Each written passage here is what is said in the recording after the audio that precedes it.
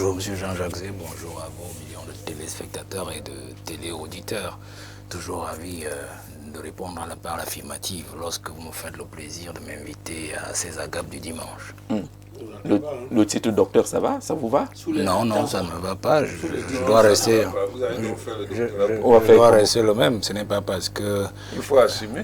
Ben, ce n'est pas parce que on boit des élixirs pour soigner le palu forcément qu'on doit nous appeler du nom de ces élixirs. Donc, je voudrais que. Est-ce que ça passe? Ça ne passe pas. Je sais que c'est. C'est quoi? Vous voulez Je sais que c'est très jouissif pour ceux qui portent ces titres-là comme des cornes là de s'appeler peut-être pour influencer, pour intimider qui que ce soit et tout ça. Moi, je crois que là. Vous y êtes allé pourquoi si vous... Non, j'y suis allé pour moi-même. D'accord. Moi, j'ai appris une leçon dans ma vie. Une leçon dans ma vie. Et je crois que c'est ce que l'on m'a appris et que j'essaie d'apprendre aux jeunes non scolaires cette vitesse. C'est-à-dire, on ne fait pas l'école pour les gens ou pour la vie, on fait l'école pour soi-même. On fait l'école pour soi-même et pour la vie. C'est ça le plus important. Donc, l'école, ce n'est pas le titre. Il y a des gens qui portent le titre, mais qui ne valent rien du tout. Vous comprenez? Donc, le plus important est que M. Jean-Jacques Zé, quand vous prenez la parole, qu'on dise, ah, ce monsieur, quel est son parcours? On découvre votre parcours. C'est ça le plus important. Donc, la deuxième chose, c'est de remercier aussi particulièrement votre chaîne de télévision, Monsieur le Président Directeur Général, et surtout vous-même aussi, le présentateur, pour ce que vous m'avez fait comme honneur. J'étais surpris de cette couverture-là et de cet élément qui a été magnifiquement reproduit. Vraiment, vous dire merci. Et aussi à tous les autres promoteurs des autres médias, parce qu'il faut savoir que si nous sommes arrivés à ce résultat-là, qui n'est qu'un mi-parcours de notre chemin, c'est grâce à vous. C'est grâce à vous. C'est la lumière que vous nous donnez à M. Soulé, à M. Limbi, au grand frère Wafo, au professeur, ainsi de suite, qui nous encourage tous les jours à être toujours meilleurs. Parce que je m'amuse toujours à dire aux jeunes qui disent que vous allez dans les médias, le bavardage, qu'est-ce qui a changé? Non, ils ne comprennent pas du tout. Nous sommes là dans la sensibilisation. Si nous n'avons pas le pouvoir de diriger, nous avons au moins le pouvoir de sensibiliser et c'est ce pouvoir-là que nous utilisons. Et pour sensibiliser, M. Jean-Jacques Zé, avec les tribunes que vous nous accordez, notamment Info TV, nous avons toujours une obligation de faire des recherches afin de toujours apporter un plus à ceux qui nous écoutent. Et chaque fois parce que ce n'est pas un amusement. D'accord. Les gens pensent que nous venons ici peut-être pour nous pavaner ou bien que nous avons un salaire. Parce que beaucoup pensent que quand nous venons dimanche, vous nous donnez un cachet à la fin de l'émission pour dire merci, le carburant pour qui a un véhicule. Mais nous le faisons bénévolement. Donc il faut que ceux qui nous comprennent le sachent. Et maintenant pour terminer aussi, c'est un message à la jeunesse. Parce que cette thèse-là de doctorat, c'est pour les jeunes. Je l'ai dédié aux jeunes pour qu'ils comprennent qu'il n'y a pas un âge pour faire l'école. Il faut s'instruire. Certes, aujourd'hui, on a banalisé le diplôme, on a banalisé même la connaissance, ou bien les chercheurs de connaissances, au point où on a montré qu'en fait, vous avez beau faire toute l'école du monde, ceux qui ne l'ont fait moins, ou bien ceux qui en savent moins, ils auront toujours une meilleure part dans la République. Non, il faut faire l'école, vous la faites pour vous-même. Et le plus important est que l'école que nous faisons, vous et tout ce monde qui est sur notre plateau et qui nous suit, que cette école-là vous serve d'abord à vous pour apporter un plus à la société. Merci. Donc je voudrais que cette thèse-là soit dédiée aux jeunes et qu'ils comprennent que nous devons absolument, ils doivent faire la bonne école, même si notre système éducatif est déjà devenu ce qu'il est, ils doivent s'arranger à faire l'école pour qu'au moment du changement, que quand on fera le bilan de ceux effectivement qui ont observé les directives de leurs parents, qui se sont adonnés à l'école, que l'on puisse trouver la bonne graine pour pouvoir avancer avec le Cameroun après Paul Biya. Merci docteur Valère Bessala d'être là. Je ne vous ai pas posé la question, ni à vous ni au professeur, concernant Soulé Onoyolo, pendant que la réalisation nous affiche cette thématique concernant l'Assemblée et le Sénat. Soulé s'est engagé à ne pas se raser tant que le président Biya n'a pas procédé à un réaménagement du gouvernement. Jean-Robert Wafo a donné un conseil qu'il aille chez le barbier, vraiment, qu'il n'attende pas. Le même conseil a été donné par Abel Libi Lobert. Votre conseil, c'est quoi? Qu'il aille chez le barbier ou bien qu'il attende encore? Non, moi j'aime mon grand frère avec son look. Hein. Moi je l'aime avec son look. Merci. C'est pas un look que lui-même aime. Hein. Il lui-même n'aime pas ça. Lui, il est dans la manifestation. Il s'agit de moi. Il a tenté de s'en débarrasser le 6 novembre. Il a fait d'ailleurs... Après avoir écouté le président. Il sait que je l'appelle le russe quand il met son chapeau. D'accord, le chapeau c'est bien, mais la barbe. Non, moi j'aime son look. Moi j'aime son look et j'aimerais même qu'il reste comme ça. Si le président il vient à ne pas remanier, vous restez quand même comme ça parce qu'en fait tant que Biya est là, votre barbe ne doit pas changer. Parce que le problème c'est Paul Biya, ce n'est même pas le remaniement. Il va remanier, il va amener les mêmes gens. Mais votre look là, il faut le garder jusqu'à ce qu'on dise qu'il a le Très bien. Qu'est-ce que doit faire le frère Soulé? Je voudrais être la mauvaise conscience de Biya. Tant qu'il me verra barbu comme ça, il se souviendra que 3 fois de suite, il a promis Il paraît à la qu'il- République il paraît qu'il qu'il t'a va vu, hein. remanier. Il Oui, paraît qu'il t'a j'ai appris. envoyé l'information à son DCC. Oui. Quand je l'ai dit ça l'autre jour dans un média, on a cru que c'était faux. L'information Je l'ai arrive. dit au DCC le 7 mars.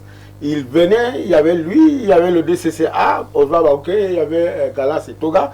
Ils sont venus avec les responsables de l'hôtel Hilton pour arranger, pour préserver la salle à la première dame pour le 8 mars. J'ai tenu sa main et je lui ai dit, dites à M. Biya, Ce sont tes amis? Non! Il en a profité. Il nous a salués et pendant qu'il avait sa main, je comprends. Le message est parti. C'est pas une fois d'amitié. Je dis, un monsieur vous salue. Hein? Je lui dis, il dit ça va. Plus précisément, moi il dit ça va. Il dit non, ça ne va pas. Ça va pas aller. Il dit quoi? Il dit le pays va mal. Il dit mais tant que vous vivez, vous parlez, ça va bien. Il dit non, demandez au président de remanier. Après, j'ai lâché sa main.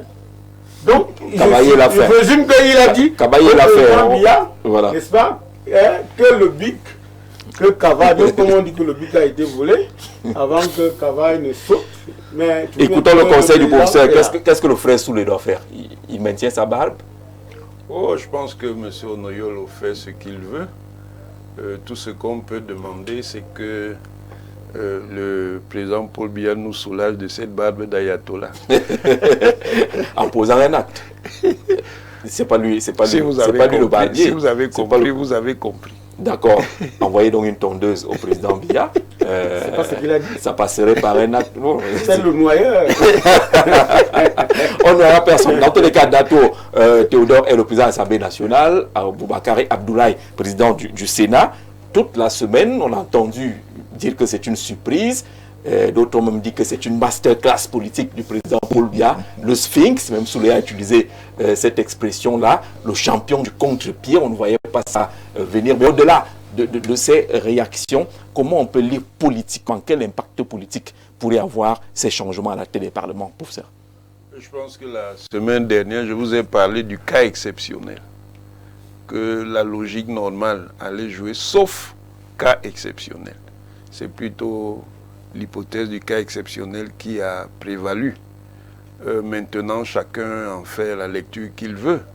Pour certains, c'est effectivement une masterclass. Pour d'autres qui ne sont pas favorables au président Paul Biya, ils vont tenter de dévaloriser l'acte. Je pense que c'est aussi la prise en considération d'une situation. Peut-être a priori, le président voulait bien reconduire ses compagnons politiques qui lui ont manifesté de la fidélité ou de la loyauté, mais certaines conditions devenaient très difficiles. Et peut-être ce n'était pas aussi facile à tenir que cela.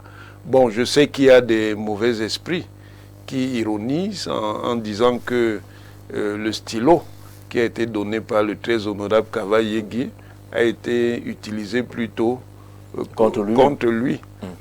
Non, mais je ne pense pas que ce soit ça. Je pense que parce que beaucoup pensent que c'était une bourde. Hein. On peut toujours considérer ça comme tel, au vu du moment où ça se fait. Bon, maintenant, chacun apprécie comme il veut. D'accord. Valé Bessala, ces changements ont quelle portée? Ouais, la titaille qu'on a choisie, beaucoup essaient de coller ces changements-là à une approche politique pour, dit-on, paralyser Kamto et Issa Tiroma. Vous, votre lecture, c'est laquelle? Non, pour moi, je vais plutôt parler de ça en termes de leçons pour le peuple qui lésine encore, ou le peuple qui est encore dans l'attentisme en pensant qu'un sauveur viendra du ciel pour venir le libérer de ce régime nécrophage que nous avons. Je crois que ça, c'est un autre signe pour que le peuple comprenne. Il ne s'agit pas de Kamto ou de Tiroma ici. Je veux juste que le peuple comprenne la première leçon de ces deux nominations, parce que c'est des plus fermés. De ces deux nominations, la première leçon, c'est que Biya est un homme qui ne comprend que par la révolte. Que par la révolte, la violence. Ce qui veut dire? Vous voyez, M. Dato vient de l'Ouest. L'Ouest a vomi le président en octobre. Vomi, littéralement. Le président du Sénat, il est toujours du Nord, certes, du Septentrion, certes. Mais le Septentrion l'a aussi vomi. Les chiffres sont là. Même les propres chiffres du gouvernement ou qu'ils ont galvaudé pour dire que c'est eux qui ont gagné. même avec ses marches.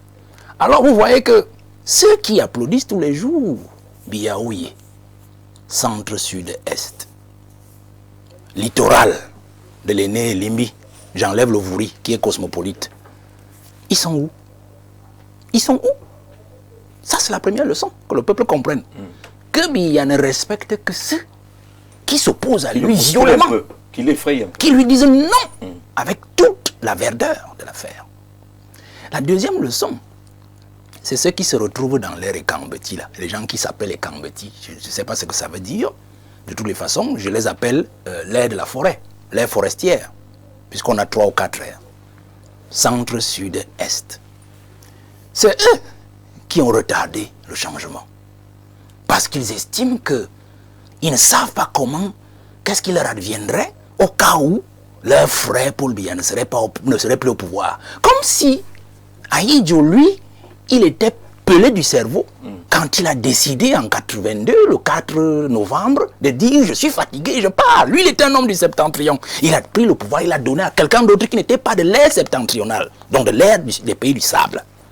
Alors eux, ils pensent qu'il faut continuer à soutenir un individu qui est de leur ère, malgré qu'il fasse mal, malgré qu'il plonge le pays dans la gadoue. Ils trouvent que non, il faut seulement qu'il reste là, parce qu'il est leur frère, qu'il leur apporte en bien ou en mal, que peu importe pour eux, qu'il reste là. Le Cameroun peut attendre. Voilà la deuxième leçon pour ceux-là, centre-sud-est, qui pensent qu'il est bon que l'un de leurs soit toujours là, même s'il ne fout rien. La deuxième leçon. La troisième leçon que je voudrais que le peuple retienne de cette affaire de Théodore Datou à l'Assemblée nationale et d'Aboubakari au Sénat, qu'ils comprennent une chose. Il n'y a que 2 tribus au Cameroun. Pour ceux qui disent le Bamileke tribalise, les petits tribalisent, les anglophones, les machins, ça n'existe pas. Il n'y a que 2 tribus au Cameroun. La tribu des gens de Paul Biya qui nous maltraitent, qui sucent le Cameroun comme des sangsues.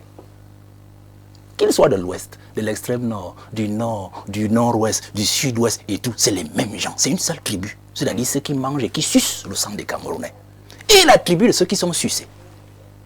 C'est-à-dire le bas peuple, qui a besoin d'avoir quelque chose dans l'assiette, qui a besoin d'avoir des bonnes routes, qui a besoin du courant, de l'électricité, qui a besoin de l'eau qui coule au robinet, de l'eau propre qui coule au robinet. Vous voyez donc, quand ils se retrouvent entre eux, ils ne distinguent pas que celui-ci est de l'ouest. Celui-ci est du nord-ouest et qu'on doit l'ostraciser. Il distingue seulement en est-ce qu'il est avec nous, il fait mal comme nous.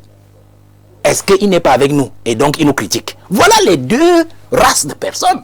Voilà comment ils fonctionnent. Donc les Camerounais comprennent cela.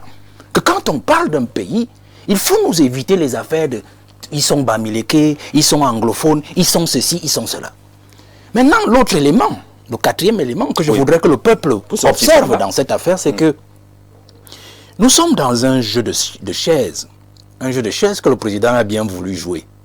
Et je crois que le peuple doit comprendre que le président ne tient plus rien. Et peut-être dans le peu de temps qu'il a dans la journée, où il peut être lucide, il a réussi à faire... Donc le président est lucide, même la nuit. Il a réussi... non, mais c'est mon rôle. Oui. Jean-Robert Wafo, le président est lucide. Il a réussi dans ce petit moment de lucidité dans la journée à concéder à ceux qui ont une influence sur lui, sur sa vieillesse, ce jeu de chaises. Je finis par là. Monsieur Datou, bon, on n'a pas besoin de vous rappeler d'où il vient. Quand je dis d'où il vient, ça ne s'agit pas de sa région. On parle de son réseau qu'il a amené là. Vous comprenez? Et on peut imaginer les influences, l'influence suprême autour du président, qui est celle que l'on connaît. Vous comprenez? Le président du Sénat, on sait aussi, parce que les gens, j'ai vu des gens qui parlent certainement du secrétaire général, la présidente de la République. Je crois que le président a donné l'impression au secrétaire général, la présidente de la République, il lui concédait que le président du Sénat, du moins l'actuel, puisse arriver là. Non, mais le président de la République connaît ce jeune homme. Il était jeune homme encore quand son père était encore le tout-puissant Lamido de Rebouba. Donc il a vu grandir le président du Sénat. Donc il est son fils en fait. Vous comprenez? Vous voyez ce que je veux dire? Donc le président joue sur des paliers. Il sait qu'il ne contrôle plus le personnel politique. Comment faire donc pour contrôler dans sa vieillesse et dans son, dans son incapacité physique ce personnel-là? Il utilise plutôt ses collaborateurs proches pour piper des personnels qui valent la peine et s'assurer que lorsque ça flanchera, il saisira ses collaborateurs qui saisiront cela pour pouvoir avoir un net. Donc nous sommes dans une affaire de tromperie où un chef de l'État n'arrive plus à diriger un pays et il dirige par procuration. Et il nous donne le résultat que nous avons. Merci Valère Bessala pour cette réponse-là. La question sur le Noyolo est posée depuis que ces actes ont été posés justement. Est-ce qu'il s'agit là d'une décision que le président ne pouvait plus éviter au regard soit des bourdes, mais également de la situation physico-sanitaire de ceux qui électaient à la tête de ces chambres parlementaires, où on est dans les calculs politiques qui répondent aux résultats de la dernière élection présidentielle? Je pense qu'il y a un peu de tout ça à la fois. Il faut quand même comprendre que les deux institutions, l'Assemblée nationale et le Sénat, étaient quand même entre les mains de deux personnes devenues finalement invalides. Et ça ne pouvait plus, on ne pouvait plus continuer à présenter à la face du monde un président du Sénat qui était maintenu par l'aspirateur. Mais ce que je voudrais dire en parenthèse, pour rejoindre un peu Bessala, c'est que en réalité, Niat est un écran. C'est la nuit de Bia avec qui joue depuis pour préparer le premier vice-président aujourd'hui. Parce que depuis fait longtemps, le premier président, vice-président qui fait tout. Mais Niat, il est là simplement, il était là juste un faire-valoir. N'oublions pas que, comme Bessala l'a dit, le fils du père a été chargé de mission à la présidence de la République, il a été secrétaire général, il a été secrétaire d'État, donc il a été même membre du gouvernement. Donc il a un parcours que tout le monde connaît et qu'on préparait depuis. Maintenant, il y a une autre lecture. Pourquoi le président de la République ne fait pas la même chose? Il pouvait faire remplacer Niat par un ressortissant de l'Ouest.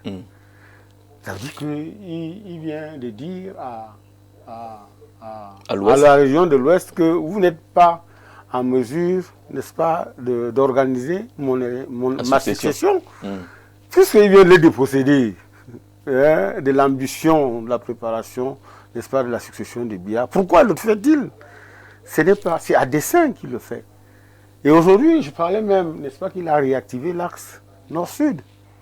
Et c'est en cela qu'on peut singulièrement évoquer l'effet Chiroma. À savoir que, et peut-être même, si on va plus loin en grattant le vernis, peut-être que l'effet Chiroma a été voulu. Savoir comment le Grand Nord peut réagir à travers Chiroma et en profiter pour pousser le pion de Aboubakari Abdoulaye, qui est un homme de poigne, parce que son père n'était pas n'importe qui. Et je voudrais continuer à dire que on sait, il y a eu des photos qui ont circulé. Qui est-ce que Lamido a reçu en audience? Il a reçu une ou deux fois le fils du père, n'est-ce pas? Et on sait aussi, même comme Bessala ne le dit pas, que l'actuel... Le fils du père, c'est parce que le père a plusieurs fils. Il a reçu Franck Bia. Il a reçu Franck Bia. Voilà. Il a reçu ça va. D'accord. Donc, en réalité, ce n'est pas le fait du hasard. Et l'autre chose, Bessala ne le dit pas, mais disons ça, appelons Chacha. Le réseau de Dato, c'est le réseau de la cuisine. Et on sait quelle est la prééminence de la cuisine sur la gouvernance Bia aujourd'hui. Mais décidément. Plusieurs fois, on a remarqué qu'on nous a laissé entendre qu'elle n'était pas contente de certains paragraphes de gouvernement. La cuisine, c'est qui? Elle a dit, ça ne marche pas, ça ne marche pas. Et aujourd'hui, on connaît les rapports. L'Assemblée nationale avait déclaré que c'est son ami personnel. Mais sauf que son ami a laissé qu'on l'atomise. Son ami personnel a laissé que le président l'atomise. Donc, c'est des amitiés farfelues, peut-être autoproclamées. Mais ce que je vous ai dit, c'est que quand on connaît un peu aujourd'hui l'amitié solide entre la cuisine et la dame de l'ADG, qui aujourd'hui est la personnalité puissante de la SNH, on comprend que c'est les mêmes figures, c'est les mêmes choses. Donc, je voudrais simplement regarder Dato s'il nous regarde pour lui dire qu'il faut faire attention. Jamais 203. le président ne l'aime pas en le nommant président de l'Assemblée nationale. Il a besoin de lui. Parce qu'il va présider la révision de la Constitution. N'est-ce pas? Il a besoin de lui. Qui commence cet après-midi. N'est-ce pas? Voilà. Qui commence cet après-midi. Parce que Dato est un élément, un cheval important pour aller jusqu'en décembre. Et cela va intervenir l'effet Camto. C'est un cadeau empoisonné parce qu'il peut arriver pour être président de l'Assemblée nationale, pour continuer à être député. À la base. Oui. Il va arriver dans le même département que Maurice Kamto. Si Kamto ne fait pas les niaiseries de 2020, hein, ce qui est sûr, c'est qu'on va poser un problème sérieux, n'est-ce pas, à Dato. Qu'ils se souviennent que Biya, hein, l'humiliation est dans l'ADN de Biya. En 1992, lorsque on brutalise Folkechang Lawrence, que Kavaï se souvienne. Parce que Folkechang Lawrence, on lui souffle qu'il ne faut pas aller avec la voiture du PAN, avec le chauffeur du PAN, avec tant du PAN. Il dit non, j'ai confiance au président. Jusqu'au moment où, quand arrivent les élections, on dit président de l'Assemblée nationale, Folkechang Lawrence attend, mais il se rend compte qu'on a déposé la candidature de Kavaï. Et quand il va Kavaï taper la gandora à gauche, à droite, il sort un discours. Folkechang Lawrence se rend compte qu'il a été piégé. Et c'est important l'histoire. Cette humiliation est importante parce que lorsque Folkechang Lawrence sort de l'hémicycle, il n'a pas de voiture, il n'a pas de chauffeur, il n'a pas de garde du corps. 6 mois après, il meurt. Kavaï a duré que 34 ans. Il était loin de penser que le président pouvait le faire sauter, n'est-ce pas, sur l'échéance d'un mégot de mandat, parce que c'est un mégot de mandat. Donc que d'autres comprennent que ce qui est arrivé à Folkechang Lawrence, ce qui est arrivé à Kavaï, ce qui est arrivé à Kavaï, va lui arriver. Il ne peut pas échapper. Le président Biya marche sur, n'est-ce pas, des pions pour atteindre ce qu'il veut atteindre. Donc forcément... D'accord, mais merci Soulé. Alors, il y a donc les réseaux, vous avez parlé tous pratiquement des réseaux qui existent. Est-ce qu'il faut fondamentalement ignorer l'effet Kamto et l'effet Tiroma au regard des dernières élections présidentielles à Bélé-Libirobé? Kamto est un épiphénomène. Vous pensez? Oui. Il n'a pas... Je ne pense pas que Biya se détermine vraiment par rapport à Kamto. D'ailleurs, pourquoi se déterminerait-il par rapport à quelqu'un qui a manœuvré pour qu'il s'éternise au pouvoir? Kamto lui a déjà rendu les services dont il avait besoin. Quand il voulait changer la constitution pour avoir l'éternité au pouvoir, il s'est servi de Kamto. Et ce que Soulé dit a une très grande part de pertinence dans ce sens que Biya montre qu'il manœuvre. Il est le chef du régime. Il fait les gens, il défait les gens, il utilise les gens quand il veut les utiliser, avec ceci de particulier que les gens répondent positivement à ce jeu-là. Quand il fallait utiliser Kavaï, Kavaï savait qu'on était en train de l'utiliser pour régler un autre compte, etc., etc. Ça marche très bien à l'intérieur du régime. Ça ne m'empêche pas de dire à M. Biya, au président Biya, vous avez bien fait, monsieur le président, de changer les deux personnalités qui étaient là. La dernière émission que nous avons faite ici, moi j'ai demandé qu'on les change, quelle que soit la confiance qu'on pouvait avoir, parce qu'on peut aussi avoir confiance en d'autres personnes. Et bien, il vient de montrer que malgré la confiance, il ne vous a pas dit qu'il est en mauvais terme avec Kavaï et Nyat. Rien ne vous dit ça. Le fait de les changer peut se justifier par le simple fait qu'ils étaient fatigués, malades. Donc, le président les a changés. Il a mis de nouvelles personnes de son régime. C'est bien de changer des gens qui sont devenus invalides, qui sont devenus malades. Mais ça n'apporte rien au Cameroun. Comment ça? C'est un régime qui est en train d'organiser sa duplication. C'est de ça qu'il est question. les ténors du régime produisent des enfants, ces enfants-là arrivent à des postes, c'est pour que le régime puisse se reproduire. N'est-ce pas? Et vous avez tous dit ici, Datuo, c'est un proche de feu Madame Boucho, hein? OZ Boucho. Qui était mère, qui est la mère de Chantal. Et qui était maire de Bangou. Qui était mère de Bangou, n'est-ce pas? Voilà. Donc, c'est un proche de Chantal Biya. C'est donc un personnage du système. Et c'est normal, c'est ce système. Parce qu'il était 4e vice-président. Voilà, c'est ce système, oui, c'est un personnage du système. On en avait déjà fait un député, on a fait un 4e vice-président, et on a besoin dans les manœuvres de lui. Et il ne va pas ne pas rendre service. Comme dit Soulé, s'il essaye de ne pas rendre service, s'il essaye de ne pas rendre le service qu'on veut, il sera neutralisé. Il n'y a personne dans ce système-là qui a la moindre capacité à faire quoi que ce soit contre le système. Donc chacun vient, il joue le rôle qu'on veut qu'il joue à un moment donné, et puis il s'en va. Et je leur conseille tous, lorsque vous partez, taisez-vous. Ah bon? Vous avez compris? Parce que quand tu as essayé de commencer à bavarder, et on le sort du système parce qu'on veut qu'il joue un autre rôle, peut-être lui n'a pas compris. Il commence à trop bavarder. Il a donc vu qu'il est un homme du système. Et le système peut le neutraliser à tout moment. Et on l'a neutralisé. Il ne fera rien. Donc ce n'est pas contre lui qu'on fait ce jeu de chaises musicales-là. C'est pour la préservation du système. Donc, le reste, en dehors du fait qu'on a enlevé 2 personnes dont l'image affectait toute la République, n'est-ce pas? Avoir des hautes personnalités comme ça, qui sont fatiguées, malades, avec des signes de sénilité qui nous ont beaucoup dérangés pendant la campagne électorale. Ce qu'on a vu le président de l'Assemblée nationale faire à Maroua montrait quand même que le président de l'Assemblée nationale est fatigué.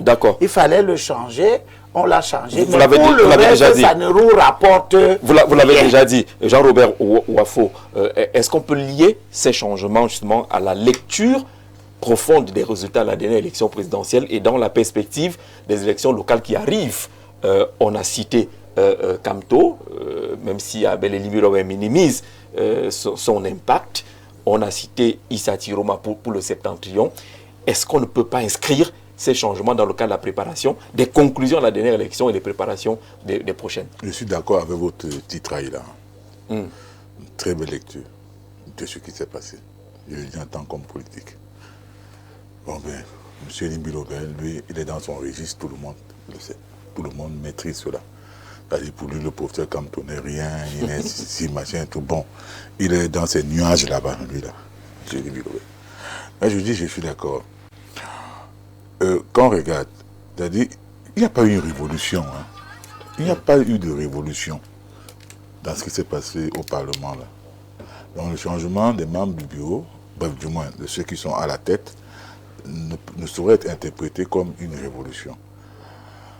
Parce que voyez-vous, parce que M. Soula a dit tout à l'heure que les 2 personnes, n'est-ce pas, les 2 anciens, on dit l'ancien Pan Kava-Yégué Djibril et l'ancien président du Sénat, M. Niad Difenji, n'est-ce pas, étaient des personnes physiquement invalides.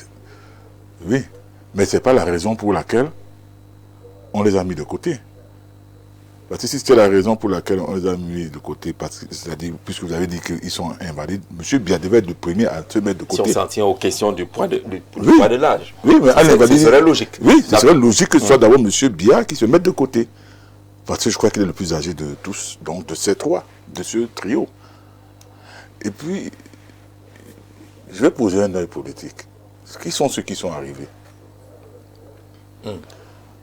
Monsieur Niat, qui est, puisque vous avez parlé, n'est-ce pas, de l'origine, qui est originaire de l'Ouest, il quitte il cède la place à M.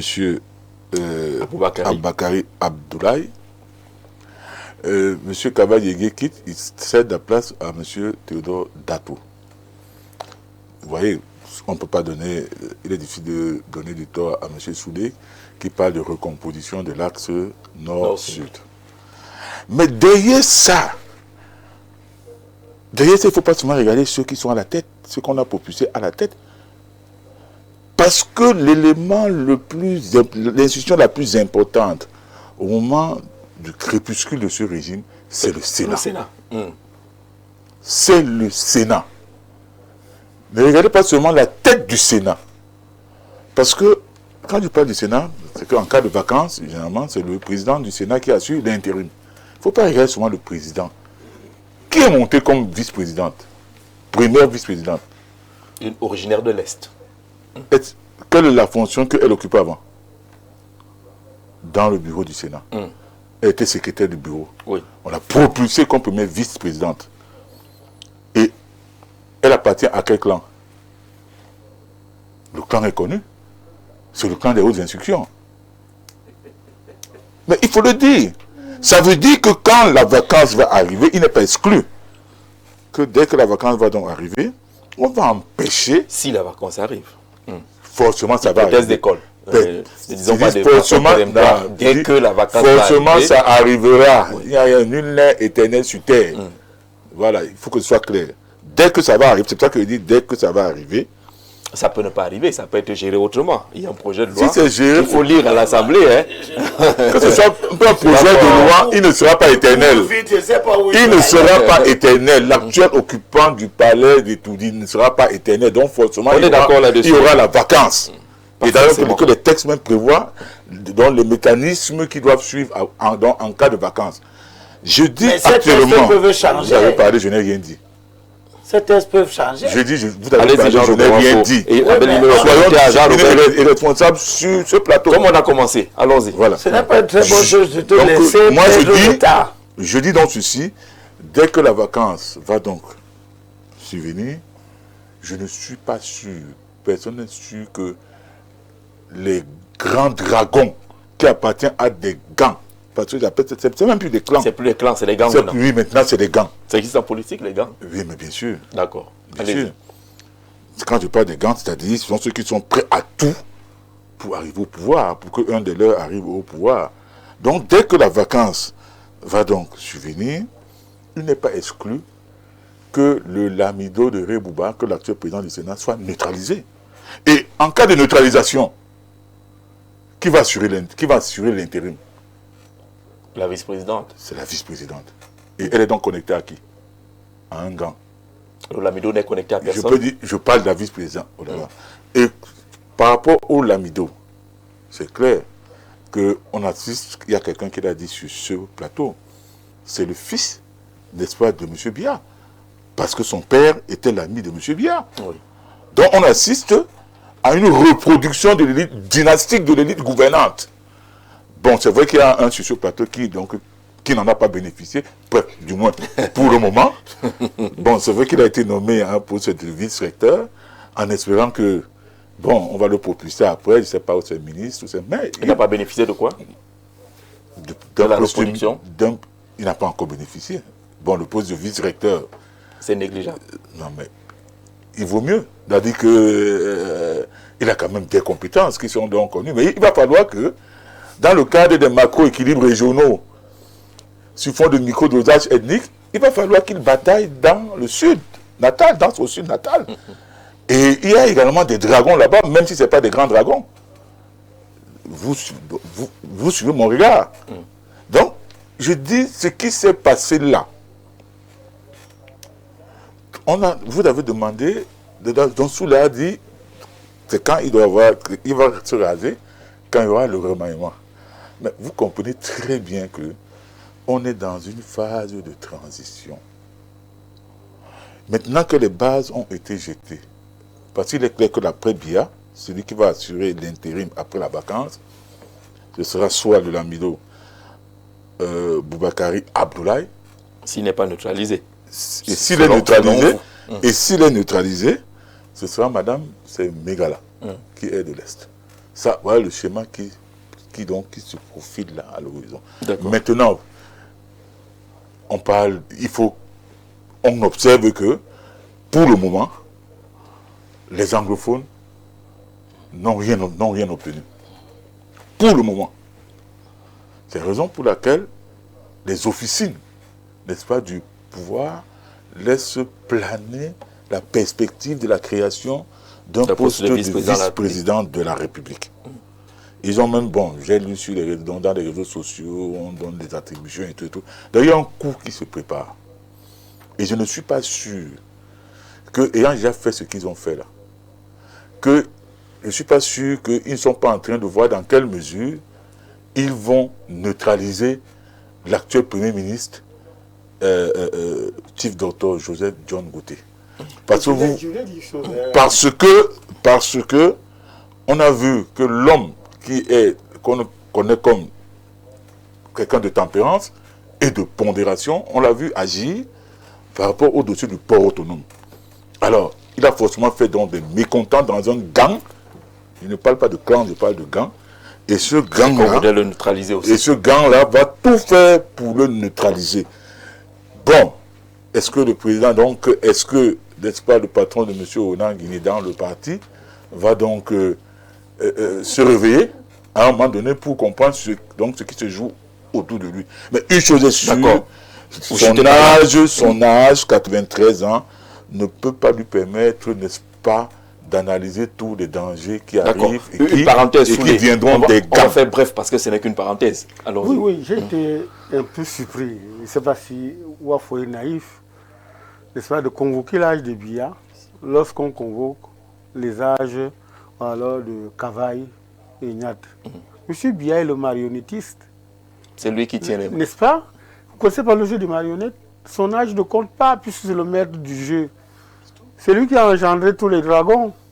C'est lui qui sait comment les démanteler. C'est lui qui sait comment les atomiser. Et chacun a son agenda. Chacun a son temps.